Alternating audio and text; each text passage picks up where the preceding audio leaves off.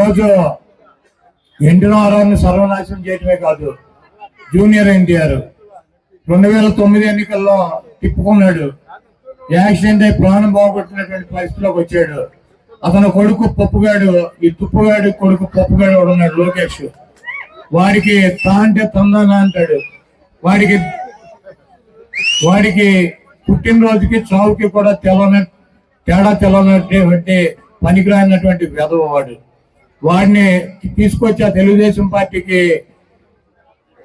ముఖ్యమంత్రిని చేయాలి, అధ్యక్షుడిని చేయాలని చెప్పి ఆ ఎన్టీఆర్ జూనియర్ ఎన్టీఆర్ చిన్నాని మీద అనేక కుట్రలు చేసి అతన్ని అనేక రకాలుగా ఇబ్బంది పెట్టేటువంటి పరిస్థితి ఉంటుంది.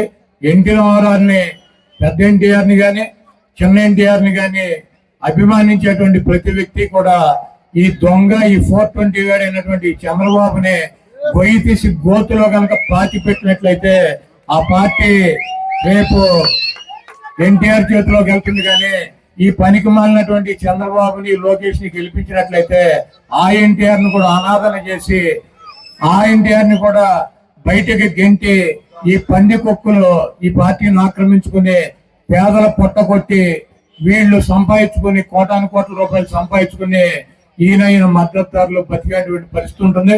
కాబట్టి ఎన్టీ రామారావు నిర్మాణించేటువంటి ఎన్టీఆర్ అభిమానులు కావచ్చు, రాజశేఖర రెడ్డి గారు నిర్మాణించేటువంటి రాజశేఖర రెడ్డి గారి అభిమానులు కావచ్చు, గౌతులచ్చన్న గారు చూపించినటువంటి మార్గంలో నడిచేటువంటి వ్యక్తులు కావచ్చు, డాక్టర్ బిఆర్ అంబేద్కర్ గారు చూపించినటువంటి ఆయన చూపించినటువంటి దారిలో నడిచేటువంటి జగన్మోహన్ రెడ్డి గారికి మనందరం కూడా మద్దతు ఇవ్వాల్సినటువంటి అవసరం ఉంది.